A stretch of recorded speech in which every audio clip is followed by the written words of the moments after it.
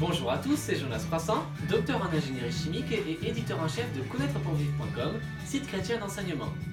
Aujourd'hui, nous avons le privilège de voir la question « Qu'est-ce que l'élection ?»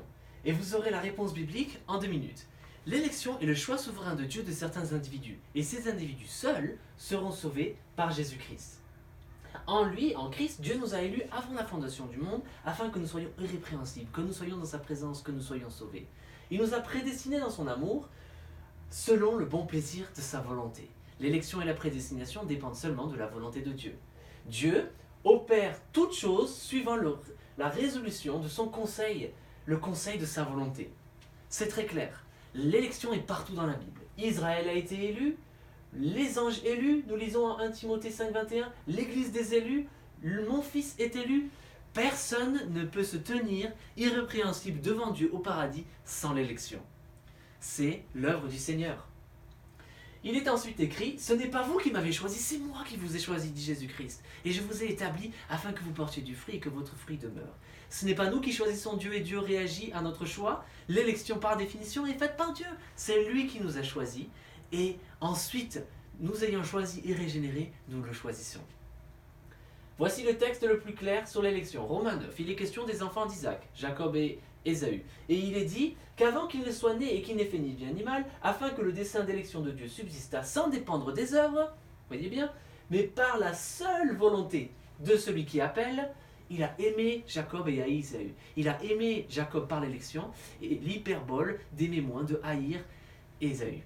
Jacob a été choisi. Que dirons-nous donc? Y a-t-il un Dieu de l'injustice? Vous voyez bien que Dieu comprend l'élection comme une élection inconditionnelle qui dépend seulement de lui et non des hommes, puisqu'il nous dit ce que nous pensons, c'est injuste. Et il nous dit non, loin de là. Car il dit à Moïse, je ferai miséricorde à qui je fais miséricorde. Ainsi, l'élection ne dépend ni de celui qui veut la volonté humaine, ni de celui qui court les actions humaines, mais de Dieu seul qui fait miséricorde.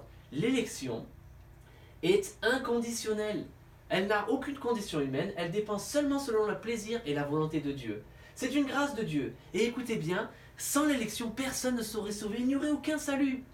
Non, Dieu ne limite pas le salut en choisissant certains. Il rend le salut possible. Sans l'élection, personne ne serait sauvé. C'est ce qu'il nous est dit dans Romains chapitre 9. Si le Seigneur des armées n'eût laissé une postérité, nous serions devenus comme Sodome, nous aurions été comme Gomorrhe. Dans le chapitre 11, versets 4 à 6, il y a Élie qui se lamente « Seigneur, je suis tout seul, il n'y a aucun qui te suive. » Et il dit « Non, non, non.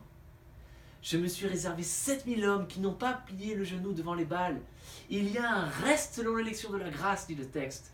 Sans l'élection, personne ne serait sauvé. Mais par l'élection, les enfants de colère comme les autres sont choisis dans la famille de Dieu et ils sont élus à salut pour être irrépréhensibles devant le Christ. Gloire à Dieu pour l'élection.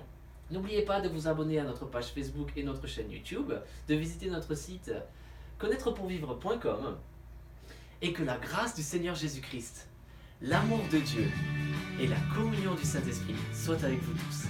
A bientôt pour de nouvelles vidéos.